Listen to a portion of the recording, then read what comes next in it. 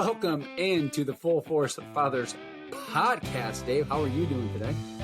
Doing great. I've got demolition work underway in one of our bathrooms, and my ace in the hole, Bryce, my number one helper, is all over it. He loves it. He had the Carhartts on this morning, swinging a hammer at 7:30 in the morning. He's like, "Dad, let's get rocking and rolling." So it's great, man. Another fun weekend here in Tennessee. That would be B-Man. And then just in case we don't play meteorologist enough today, Dave, I'm going to give you the extended forecast. Gray, 50, and rain 7 days in a row. How about you? Gray with rain, sleet, and snow. Average temperature in the mid-40s for the next 5 days. Last night, we had a beautiful day yesterday. We're recording this on Sunday. We had a beautiful day on Saturday. Last night, we were coming home from a friend's house, and it started to sprinkle a little bit on the windshield. I said to the family, I was like, guys, this is the last nice day you're going to see until next weekend because it's pure shit the rest of the way. Yeah, I know. Same thing here. We had 60 and sunny. I was wearing my shirt off yesterday, and then and today, just a nice gray day. And well, actually, I'm being generous by saying we're going to average 50 degrees because there are some days this week that are going to be in the 40s. One day shows high in the upper 30s. So, but no, we're done playing meteorologist. As Dave mentioned, and we mentioned last week, we're recording on Sunday. My 49ers, Dave, beat your Cowboys. So listen, kudos. It is what it is. I get bragging rights for another year. This is 2 years in a row. I get bragging rights, which I actually enjoy. It's okay, but it was a great football game if anybody watched it. And we once again are recording before this weekend's championship games, which start at 3 o'clock and 6 o'clock Eastern today. So I have no idea yet if my Niners are in the Super Bowl or if they lose to Philadelphia. I know I have a fan in Dave today. If you didn't catch last week's show, he despises Philadelphia. So let's hope my Niners get over the hump. They lost in the NFC title game last year, but I'm hoping this year we can finally get over that hump. But like I was telling Dave on the phone, this is the first year where I don't feel like the Niners are just that much better than their opponent. I think it's actually going to be a really good football game. Philly had the best record all year long, so we'll see what happens. But I'm rooting for my Niners. Another Sunday where I get to wear my hat because once the 49ers season is over, this hat goes away, whether I live in Arizona, Virginia, or Connecticut. This is literally just a football Sunday hat. It's one of my weird rituals. So other than that, Dave, we have Championship Sunday today. We have a very, very, very subpar number 47 list. I'm not going to lie. There's a couple greats. There is a couple greats, but it's nowhere near a good seed. Once again, you're in the lower half of seeds, if you ask me, coming onto this list. Yeah, no doubt about it. I think the top number 47 here has got to be Tom Glavine. All-time great with the Atlanta Braves. I mean, he was part of that trio with Maddox and Smoltz. I don't think they get much better than him. So that's a great number 47. That's certainly a top-tier one. The rest kind of falls off. I'll let you got John Lynch on the list. I don't think Jack Morris is a huge drop-off from Tom Glavine.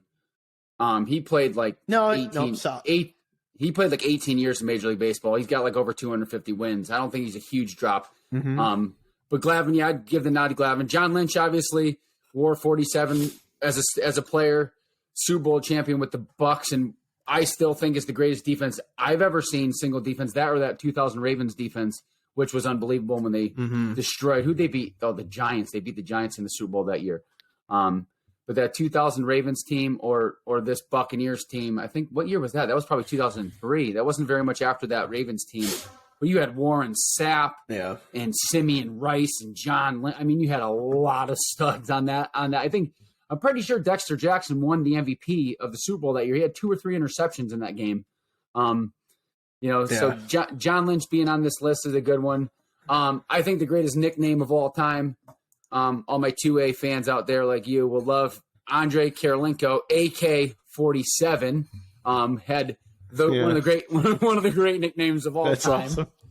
Yeah, it's great. That came with number 47. Who'd you put a hockey player on here? You're more the hockey buff than I am. Who's that? Well, we're struggling to get in these numbers here. Like, these aren't great numbers across the board, so you got to dig deep. So we came up with Marc-Andre Bergeron. He was the best of the hockey players that were on the list, so I decided, you know what, let's throw him in. And you just added one. I have no idea who it is, so hit me with it. Okay, so So this guy is for my soccer pedigree. Okay, well, that would be why I don't know who it is. Which you have none of. If you pay attention to European soccer and international soccer, the World Cup, if you watch the World Cup, if you watch, any of the major soccer tournaments, Phil Foden, he is labeled as a wonder kid out in England. He's unbelievable. He plays for 3-time champion Manchester City, and he also plays for England. He's an absolute stud.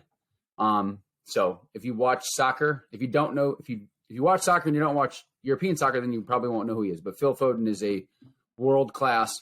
I mean, he is an amazing, amazing footballer over in Europe. So I did add him because I know he wears number 47. So, but once again, some of these lists are not going to be the best. Sometimes Dave and I are going to argue over what line it is, if it's the 1 line, 2 line, the 3 line, and then you're going to get a list like this that it's not the worst. You know what I mean? But you're not. It's not battling for anywhere in the top half of the seeds either. You know what I mean? No. This would be like a MAC champion or something like that, or a WAC champion, right? yeah. You got a Steph Curry on the team and Tom Glavine. Yeah. That's about it. Yeah. You're going down. So, anyways, guys, we're on episode 47. We're having too much fun doing this stuff. In today's Bible verse, I picked this Bible verse because it ties into our topic today. Run right away. And today's Bible verse comes from 2 Corinthians, and it is chapter 4, verses 8 and 9. Now, I could read verses 8 through 14, but I just took 8 and 9 because it all ties in together.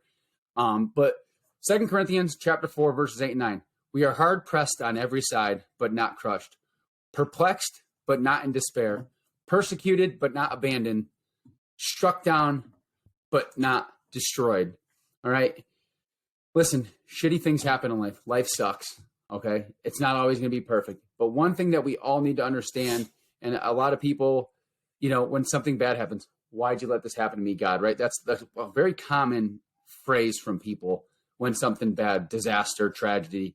But what we need to realize is God, he's never promised. He never promised to take all of our problems away.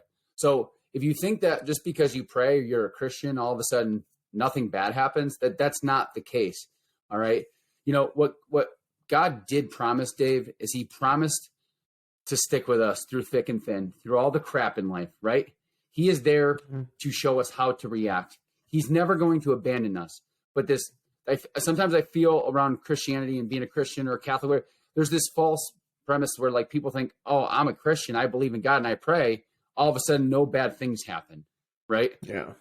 And that couldn't be any further from the truth. Mm-hmm. You know what I mean? And that's why I picked this one out today, because listen, we all have problems. You have problems. I have problems, right? God's just not going to come sweep and take it all away. It just doesn't work that way. All right. But the power of prayer really does work. I'm a living testament that you are. There's so many things in this life, but it's not a dip your toe in the water type of thing. Prayer is not a dip your toe in the water.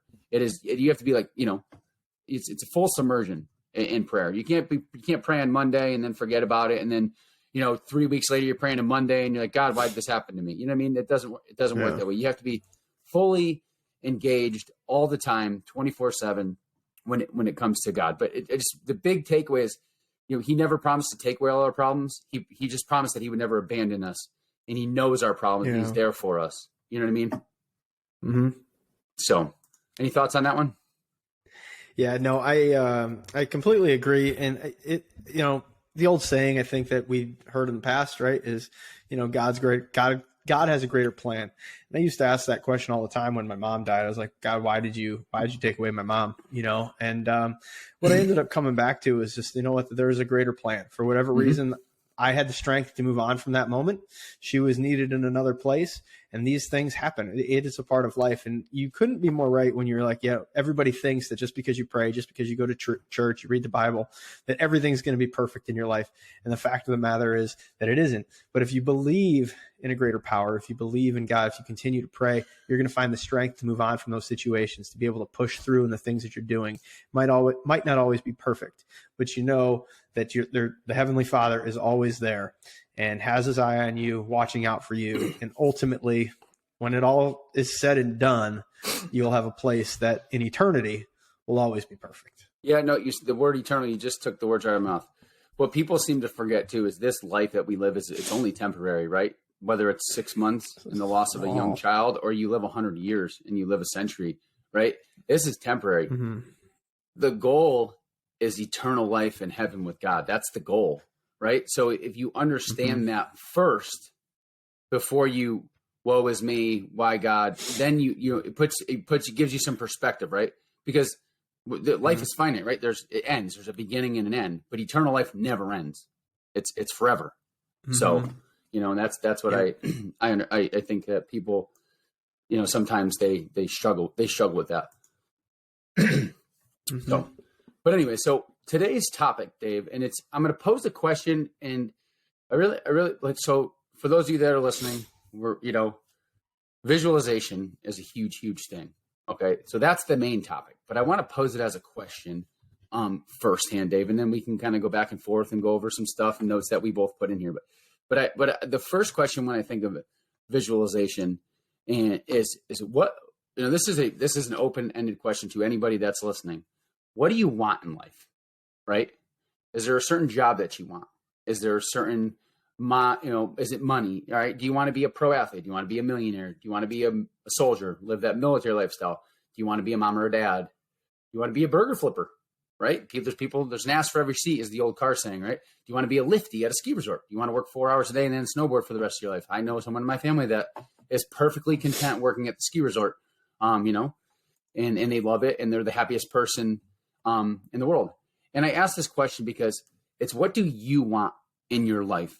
It's not what does someone else want for you. All right. Because you deep down inside are the only one that can answer that question. No matter how much influence you have, outside influence, no matter how many people or how hard people try to steer you in the right direction, right? The way that they perceive it, right? Or what they want for you. So many parents nowadays, and this is why youth sports get such a bad rap, right? There's the freaking parents that just shove the soccer ball, the baseball, the basketball, go, go, go, go, go, right? Because they're trying to live out the life that they never had due to whatever circumstances that were through their children, right? Like they're trying to live vicariously through their children because they never made the team or they never played pro baseball or they never played pro basketball. And from a personal standpoint, my dad deep down inside, he just wants to see us all succeed. Right? I know he does. Obviously my brother's gone, but my sister, myself, but was there a slight part of my dad that wanted my brother and I to follow the professional athlete route like he did? I'm sure there was. I don't think he would have had us, hitting, taking grounders at 5, 6 o'clock in the morning on the weekends if there wasn't some sort of, you guys can do it. I did it. I want you to kind of follow my footsteps type of thing. At the end of the day, my brother and I had different plans. Like professional baseball was not into, like, it just wasn't in the cards for us. It wasn't my thing. I never really got excited and ignited. It never ignited a flame like my dad had when he played pro baseball. Right. So, did we turn out okay? Obviously my brother passed away, but I think my life has turned out, pretty good so far, without playing professional baseball. But I just think that question, like, it's such a big question, but you really have to sit down and take a hard look at yourself in the mirror and ask yourself that question. You don't have to ask yourself this question when you're 15 or 20. You can ask yourself this question because even though life is just a small microcosm of the big picture, you still have a lot of time here, right? So you can ask yourself this question at 40 if you're not where you want to be. Where I'm going with this? Well, I think that you just kind of touched on what I think is the most important part is what you want in life changes periodically throughout your life. So I think you need to assess this regularly. What do you want in life? What are the things you want to accomplish? I mean, what I wanted to accomplish when I was 18 and graduating from high school, going into college was a lot different than it is now. Yep. When I got out of college, all I wanted to do was work at ESPN. I wanted to be in sports. I wanted to do that. That was my life. That's what I wanted to do. And I did it. It was great. And as time went on and things changed, married, kids, those things that I wanted in life changed a lot. I wanted more time with my family. I wanted to live in a place that I wanted to be in, that we sought after. So that's what we did. We took advantage of that. And those are the things you got to implement the things in place to go get the things that you want. Part of that is the visualization that we talked about right at the beginning. And now my life is in another different place. 4 years later, after moving to Arizona, now I'm in Tennessee because my life, my desires, the things that I want have changed. And I think that's okay, but you got to constantly assess that. And doing that, you do that through visualization. You do that through seeing things. You have to see them into reality. That's how I look at it. I mean, I don't know if you feel the same way, but I mean, if you just sit there and you're like, hoping, okay, well, someday, that's what I want to do. That is it. I want to be a millionaire. I want to have $1 million. But if you don't actually see yourself doing that, if you don't see yourself taking the steps to make that happen, it's never going to happen. And that's the same with anything. That's the same with a job. That's the same with living in another place. That's the same with your fitness goals, your faith goals, whatever it may be. If you don't see it and you don't believe it, and you don't see yourself in that situation, it's just never going to happen. Yeah, no, I really like that turn you took with it there too. And that's why I love our conversations when we have these open conversations on the podcast. You just gave me a perspective of what I never even thought about when I posed this question, right? It changes all the time, right? Mm-hmm. 10 years ago, I wanted to go to Arizona. We visualized, we could see it in our head. We could see the desert and we got there, right? Through steps and steps and steps. Well, 2 years ago, we realized we didn't want to be in the desert anymore. We visualized being out in the country. We visualized, a much more quiet life and homeschool, and we made it happen, right? Mm-hmm. And then, all of a sudden now we're in the process of visualizing going back to the desert because we realized this is not what we want and how much we miss it. So yeah, taking that inventory or that daily, I don't know if it's daily, but that common question and asking yourself that routinely, it really leads you to different places. And you said, I love your example. When you got out of college as a kid, ESPN, sports, boom, you got there. Well, that's not what after X number of years, you're like, wait a second, my ideas have changed. What I want now is different, and I love the way that you put that spin on it like that, because it just gives you another perspective of how it works. And like my original topic on visualization, the way that I asked that question, and the same thing with the power of prayer. I think the power of prayer and the power of visualization are so real. I really, really do believe that. All right.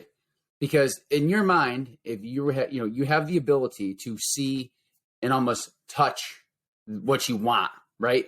Even though you can't physically touch it in your brain, because you get so crystal clear in your brain, you can see it, you can feel it, you can touch it, you can feel the emotion of it without ever actually touching it. And that's what ignites the power of visualization, right? But like I said, it's not a dip the toe in the water thing. You have to be fully into it. Yeah, and you can't just sit there, sit on the couch and be like, boy, it'd be nice to make $1 million. Yep. $1 million, have $1 million in the bank. No, you've got what would that feel like? What would that change in your life? Right? What great things could you do if you had $1 million sitting there? Right? What great things could you do across the board? Donations, church, charities, whatever it may be. See yourself in that situation. What have you always wanted if you had $1 million? Maybe you want a paid off house. Maybe you want, maybe there's a beautiful car that you've always wanted. Those are the things you got to see yourself, and then not just see the car. You got to put yourself in the car. This is what it would be like to drive the car. You've literally got to live that out. Same as like if you're, if there's, I think back right when you're single and you're starting your life, you find somebody that you want to marry. You got to picture that. What does that life look like there? What does marriage look like? What does that feel like in your senses? What will that be like? You've got to think about it so clearly that, like you said, you actually see it, smell it, believe it, and that's how visualization is supposed to work. It's a tough word. It's a tricky word when you say it a bunch of times. And like you said, for everybody, it's different. Some people it is to make the money, right? Some people it's for a certain job, or some people it's charity or sports. It doesn't, it can be totally different. And two examples that I have read recently about visualization and the power of it. Like Goggins, if obviously I'm a big follower and I love all this stuff. Well, years and years ago when he wrote Can't Hurt Me, not the new one, never finished, but when he wrote the old book, his first book, Can't Hurt Me, he speaks of the power of visualization from a context of getting through the hard shit, right? He visualized himself out of that abusive terrible, overweight, disgusting, poor, broke-ass lifestyle. And he envisioned himself, before he ever even got to buds, he visualized himself walking across the stage at graduation, right? That's someone that takes the power of visualization to get themselves out of a situation and into something different. Someone we both admire. Go ahead. I know you want to say something on that before I go to my next example. Yeah, I was just with Goggins. I just heard him on a podcast the other day, and he was talking about how when he was in buds and he had to go out in the water, and it was freezing cold water, and he had to be there. And what he put himself in his mind, he visualized himself being on the beach with the instructors. Yeah. That's where he visualized himself being, so that he could get through that situation 1 second at a time. And I thought that, like, that's a prime example of it. Yeah. He mentions it. I think the words he uses goes, when Hell Week starts and you're in hour 2, if you try to put yourself at hour 1:30, he goes, I was visualizing being on the beach with those instructors. They got their coats on and they're warm and they're drinking their fucking coffee. Yeah. You know what I mean? How he goes, and, and then the other example, once again, to bring up Frisella, who you and I both admire, he just about a week ago, he put something on his Instagram and talking about visualization. And with him, it was his visualization of, it wasn't First Form where it is now. It was cars, because if anyone knows Andy Frisella, he loves his vehicles. He loves cars. And he visualized his garage, what his garage was going to look like 15 years before he ever broke ground on it, construction, had any of the cars. He had a file on his computer with pictures of cars, with blueprints of garages. You know what I mean? That was physical. That's the closest to like a physical connectedness with that goal, by having those pictures cut out, by having the file on the computer. And he just littered his office, and he had pictures of that stuff everywhere. And it was just the power of the visualization that got him there, just slowly but surely. Like, but it can't be some wholehearted, half-assed thing where you dream, I want to live in Hawaii one day. You know what I mean? You got to reverse engineer it. You got to have plans. You have to take the action to work on that visualization. And it's, it's the same thing. Like, that's why I look at the power of prayer, the power of visualization. I look at them kind of the same, because they both will help get you to places that you want to go. Even though they're two entirely different things, they're full, like I said earlier in the show, they're full submersion. They're all in, right? There's no dip your toe in the water and all of a sudden God's at your doorstep with all your answers, right? That's just not how it works. There's no visualization where, like you said, you're sitting on the couch one day and you're like, oh, I see myself living in Hawaii in 10 years. And then it ends. That's not how it works. And then 6 months later, you have the same thought that comes into your mind. All right. But and the other thing is, with prayer and with visualization, it takes practice, because it's fucking weird in the beginning, man.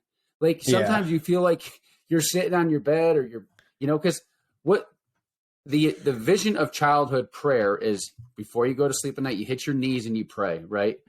And, that's a good way to do it if that's how you do it. But there's no right way or wrong way to do it. And it's awkward sometimes, because if you're not fully submerged, like you just feel weird, right? Like, who am I talking to? Who am I praying to? Am I just praying to the ceiling?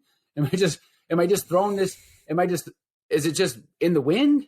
Yeah. But when you get fully immersed in it, you realize that there's no right way or wrong way. It's you take it how you interpret it yourself. And the same thing with visualization. Like, that's weird for people. I've had conversations with people before that talk about visualization. They're like, I just don't know how to do it. They don't understand it. Right. And like, it takes practice. That's why in the beginning, my visualization sessions were like kind of like how Andy envisioned his garage. There was cutouts, there was pictures. Like, I had a picture on my desk that you see in the video right behind my great desk, my office desk. I had a picture. Dave remembers this. I had a picture of my black diesel Silverado truck. I had a picture of a camper, and I had it on that freaking stupid poster board. And what those pictures did for me when I first started visualizing is they gave me the motivation to make another phone call, send another email, send another text, follow up with another person. And before you knew it, because time goes by so fast, all of a sudden, 2-3 years later, I had the truck, I had the camper. You know what I mean? And that's the power of visualization, physical pictures like that, a dream board, whatever you want to call it, coming to fruition, and we're actually working, right? Because it does take time to visualize. Now, my visualization sessions are usually always on my morning run. They're always on my run, because I'm clear. It's just me. If there's no podcast that I'm listening to, if I'm not talking to Dave, it's just me and my thoughts, and that's where my visualization sessions come from. But even better than that is when Dave and I are on the phone together, because this is another part of the power of it that I think makes such a difference. When you can visualize with somebody else, you know, whether it's your spouse, your best friend, your business partner, if you can do it with somebody, like it's insane. It's absolutely insane.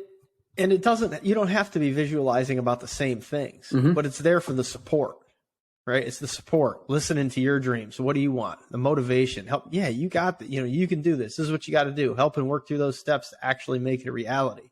Having those people in your corner is so damn important.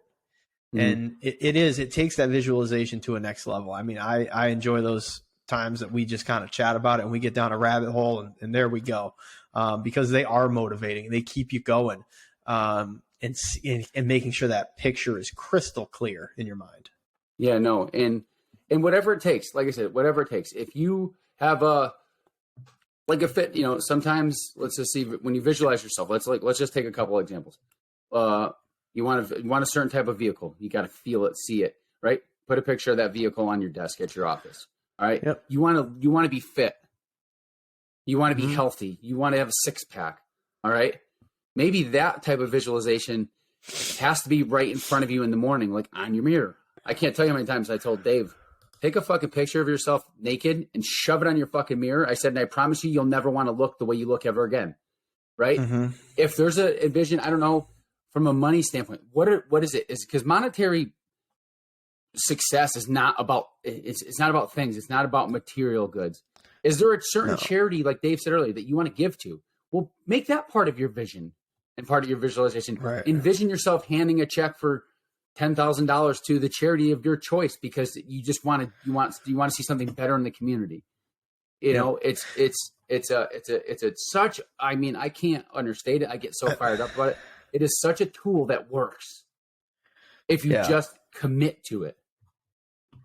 Yeah, 100% right. I mean, for me on the financial side of my visualization sessions, I always think anytime I've ever gone to like a silent auction that are designed for charities, I think those are the coolest things to be able to just walk in where you have the money and you could just write a check for just because. Yep. You know, you pay an absorbent amount for something that isn't worth nearly that just because it's for a cause that you believe in and you have the ability to do that. That's what I want to be able to do with money. And, you know, those are the things that's when you get into the nitty gritty of it. And it's not just like you said, having, you know, a lot of money in the bank so you can go buy cars and go buy new TVs and whatever that may be. It's so that you can do those things to make a difference in the world. And I think that is so important. Yeah. And there's people that listen, I'm not against someone that really, that's what they want to do. They visualize themselves making tons of money so they can have nice things. Listen, to each their own, right? That's not what I want to do with money. But I don't, it's not, you know, I don't feel like it's wrong if that's what someone's true inside feeling is of what they want in their life. That's what they want. And if they visualize it and they do it, there's nothing wrong with that. Right. Because you said it at the beginning. It's your visualization. Yeah. It's nobody else's. It's yours. It's what you want in life. Yeah. And I think we need to encourage our kids to do the same thing. You know, as Full Force fathers, this is what we do. We help our kids become great leaders, great, you know, and transition them into being great citizens, great adults as they move forward in their lives. You know, and I think it's okay to challenge them and push them. You know, what do you want? What are the things that you want in your life? You know, Kendall's 9. What do you want, Ken? You know, what are the things that you want to do? The same thing with Bryce. You know, I'm always asking him, what do you want to do? What do you want to do? Because every time we do a new project or do something different, that's what he wants to do. He's like, I want to do this with my life. So they do it in like real time, man. It's like every day they're thinking about like, what is it, you know, I want to do. So we got to encourage that and help them, you know, see that process and picture these things as well. Bryce, I mean, there's not enough hours in the day for what Bryce wants to do when he's older, because listen, man, he's going to have a full-time UPS route. He's going to want to work at Home Depot at night. He's going to want to own apparently construction company. He's going to want to own. Well, apparently now we spent the morning today ripping out tile in the bathroom. That was the demo part of the project today. And he said, Dad, I think I want to be a flooring guy when I grow up. And I was like, I want you to think about this, Bryce, because we're hurting in here. We've only moved like, you know, a little bit of tile. I was like, you and I are both hurting. We've been swinging hammers and hitting crowbars and things like that. I go, why don't you think a little bit harder? What do you want? You want to be the guy who owns the construction company. You want to be the contractor that gets the people in to do the work. You oversee the project. You make that happen. He's like, yeah, that could be pretty good too. So you need know how to do the work, but be the one that's delegating the work, because you always want to be able to put your money where your mouth is, because you want to be able to do the work if you have to. No doubt about it. And in the other segment too, like in terms of visualization, it doesn't always have to be with a friend or someone that you trust, or I think it's healthy for a relationship, for a marriage, for a partnership, to have a dream, have a little bit of a dream session every once in a while.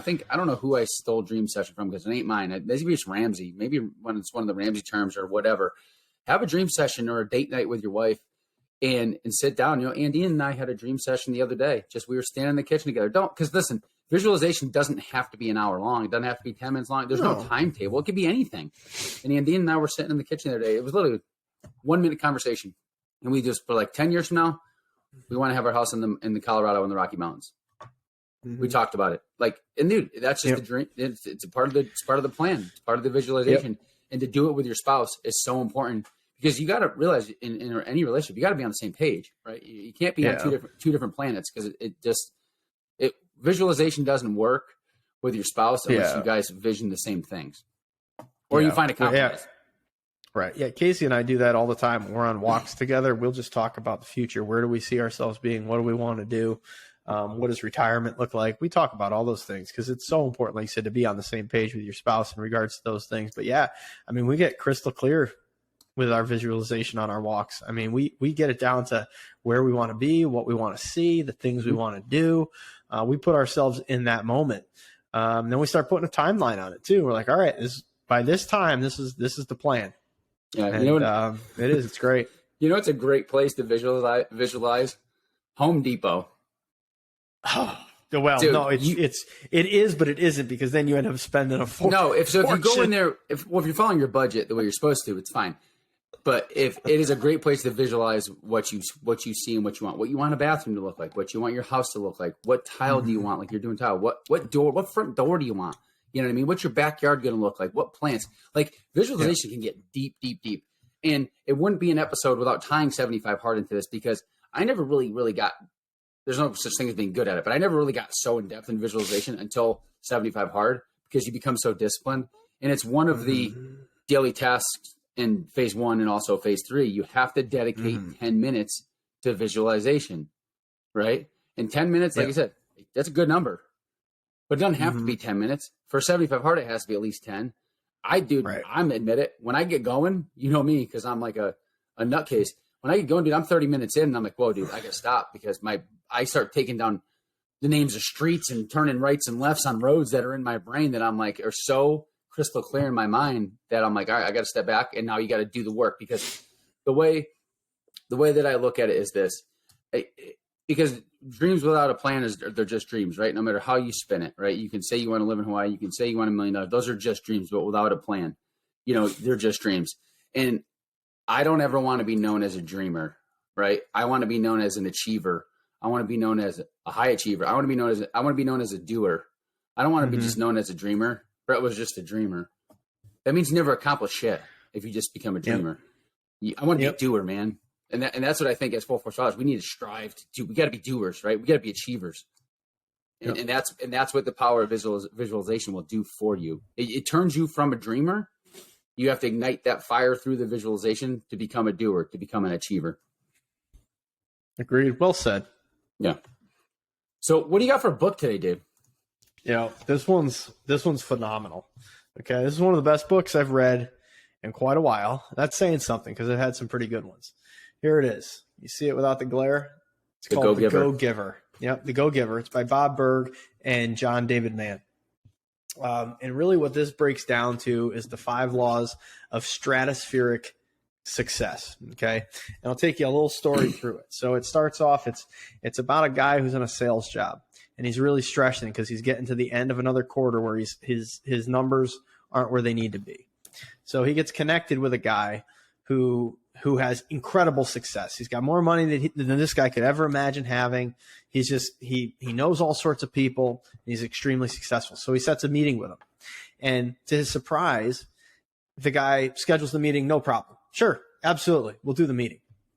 So what they get into is the guy's going to meet with them for 5 days, every day of the week for lunch. They're going to meet on the lunch break.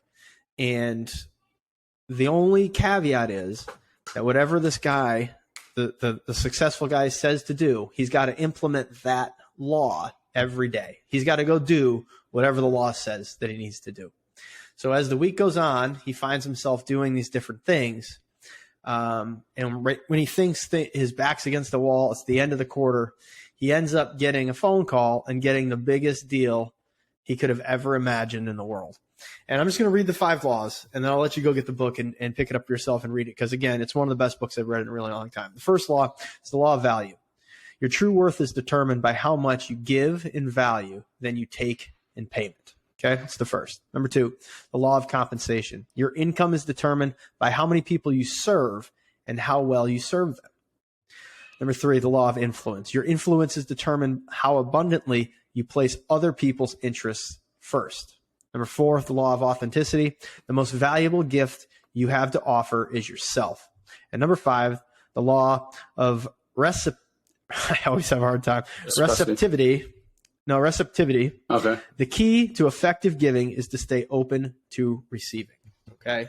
And this guy went home and every day he implemented that law into his life. Sometimes he didn't even realize he was doing it until after it was done. And it changed his entire life. This book is awesome. Go read it. It's an easy read. You'll be through it in no time. And this will change your perspective about what you do and how you treat people. And it's all about how you treat people. And if you do things the right way, things are going to come back to you and you're going to be very successful. And it comes back, tenfold. So do the right thing with people, treat them the right way, respect, go get the Go Giver. It's awesome. You'll enjoy it. I promise. Dude, it's perfect. It's a perfect tie-in book for when we're talking about visualization and talking about prayer. It's amazing.